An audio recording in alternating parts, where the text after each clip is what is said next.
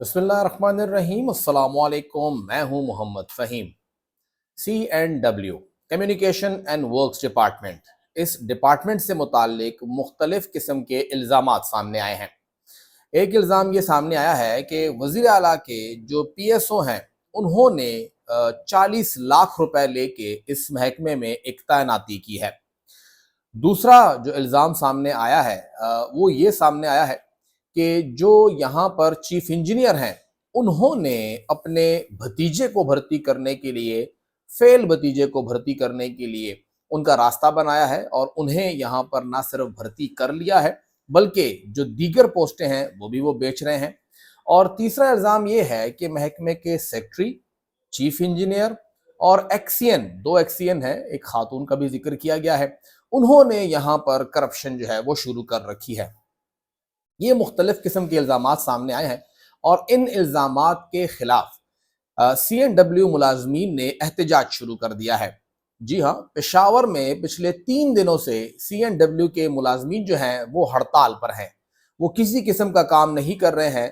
तमाम तरक्याती मनसूबे जो हैं जो CNW के तहत हैं वो रुके हुए हैं, क्योंकि उनका ये कहना है कि ये इल्ज़ामात एक ख़ास ठेकेदार की जानिब से लगाए जा रहे हैं और वो ठेकेदार जो है वो सिर्फ अपनी मर्जी के लिए इन सब को बदनाम कर रहा है।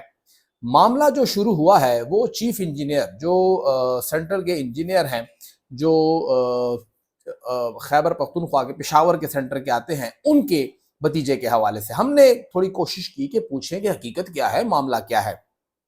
ये इश्तिहार CNW की जानिब से दिया गया जिसमें असिस्टेंट की पोस्टें भी हैं, कंप्यूटर ऑपरेटर की पोस्टें भी है, जूनियर स्केल स्टेनोग्राफर की भी है, सब इंजीनियर, जूनियर क्लर्क और ट्रेसर की सीटें हैं।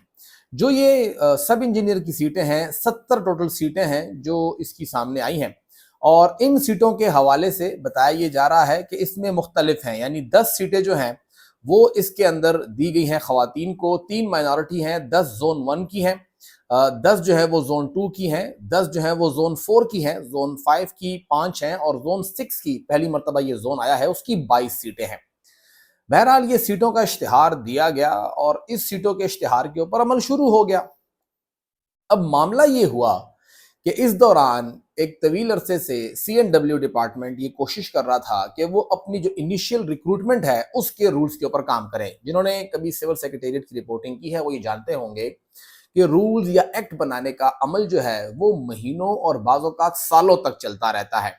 आनिया जानी लगी रहती है, डिपार्टमेंट काम करता है, लॉ डिपार्टमेंट उसकी विटिंग नहीं करता, फिर वो विट करने का नंबर आता है तो वापस आते हैं। हत्ता कि बहुत दफ़ा ऐसा भी हुआ है कि रूल्स या एक्ट जो है उसका ड्राफ्ट जो है वो सालों तक लॉ डिपार्टमेंट में पड़ा रहता है। बहरहाल कुछ भी करके ये रूल्स जो हैं, इनिशियल रिक्रूटमेंट के रूल्स हैं, उसे मार्च 2026 में मंजूर करके इसकी तमाम डिटेल जो है वो खैबर पख्तूनख्वा का जो उस वक्त का एस्टेब्लिशमेंट डिपार्टमेंट था जिसको अब HRM का नाम दिया गया है, उन्होंने ये भेज दिया CNW डिपार्टमेंट को कि ये ले जी, आपके नए रूल जो हैं वो पास हो गए हैं। इसमें जो शिक नंबर 7 है, 7 की ज़ैली शिक 3 है, उसमें ये कहा गया है कि जो पासिंग मार्क्स होंगे वो 40% होंगे जो टेस्ट के हवाले से होंगे और 40% जो है बताया ये गया है कि लेस देन 40% जो है वो फेल ट्रीट होगा। अब यहां से ये मामला शुरू हुआ। इस रूल के अंदर ये 40% है और इस रूल से जो पुराने रूल थे वहां पे ये 50% था। अब इस मार्च में आने वाले खत के ऊपर महकमा CNW के लिए मसला खड़ा हो गया कि अब हम क्या करें, हमने तो रिक्रूटमेंट प्रोसेस शुरू किया हुआ है। तो उन्होंने 6 अप्रैल को एस्टैब्लिशमेंट डिपार्टमेंट को ही एक खत लिखा कि हमें आप बताएं, हमने तो एक अमल शुरू कर रखा है और वो जो लास्ट डेट थी 31 जनवरी 2026 की थी, ये इश्तिहार हमने आपको दे दिया है, हम इसके ऊपर क्या करें, हमें आप बताएं। हमारे पास अब वहां पे रिक्रूटमेंट का तरीका अलग है, ईटा इसके ऊपर काम कर रहा है।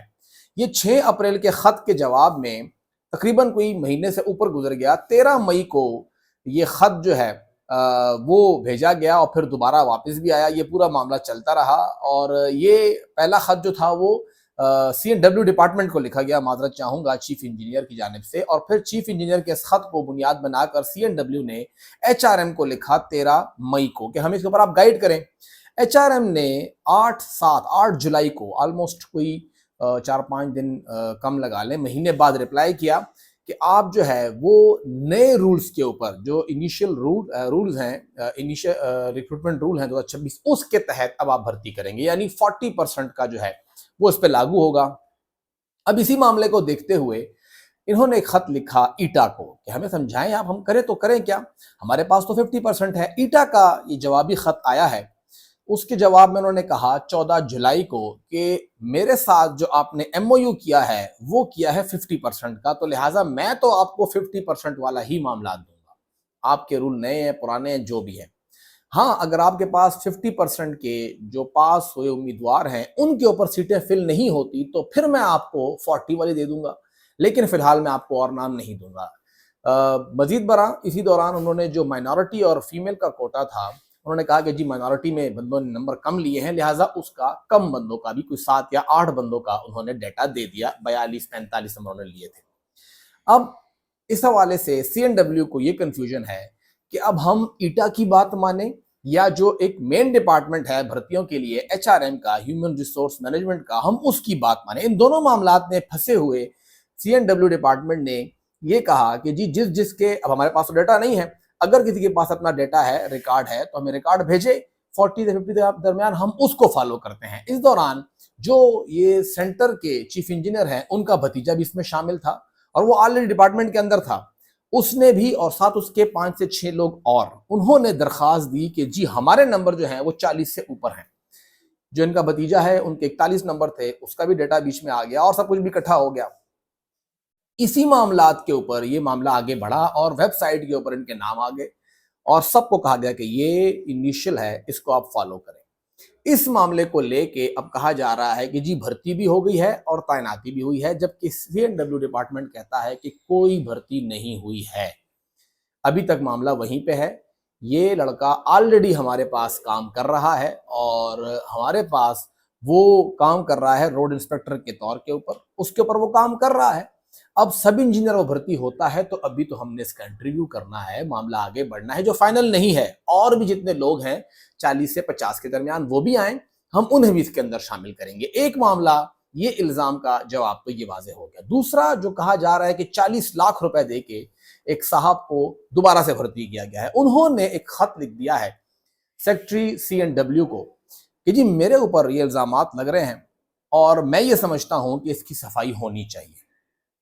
انہوں نے کہا ہے کہ جی یہ ٹھیکیدار صاحب ہے اور میرا جو یہاں پہ تعیناتی ہوئی ہے وہ ہوئی ہے سروس اپیل کے تحت، کہ مجھے کیوں آپ فٹ بال کی طرح ہٹا رہے ہیں، ان کو 3-4 بار ہٹایا گیا تھا۔ انہوں نے کہا ہے کہ جی انہوں نے درخواست جمع کرائی ہے این سی سی آئی کے اندر، وہاں پر بھی انہوں نے اس جو فیس بک کا پیج ہے ان کو بھی نوٹس بھیجا ہے اور ساتھ ہی انہوں نے سیکٹری کو کہا ہے کہ آپ فیکٹ فائنڈنگ انکوائری کریں، حقیقت سامنے لائیں کہ کیا میں اس طرح سے بھرتی یہاں پہ تعینات ہوا ہوں یا سی ایم کا پی ایس او اس میں انوالو ہے۔ تو اب اس کے اوپر بھی سی این ڈبلیو ڈپارٹمنٹ جو ہے وہ کارروائی کرنے کا سوچ رہا ہے۔ اور تیسرا جو سیکٹری کے اوپر، چیف انجینئر کے اوپر، ایکس سی ایم کے اوپر الزامات لگے ہیں، بتایا جا رہا ہے کہ اس حوالے سے تک کوئی ثبوت بھی سامنے نہیں آ سکا ہے۔ ملازمین کی ہڑتال ہے اور ملازمین ہڑتال ختم کرنے پر اب تیار نہیں ہیں۔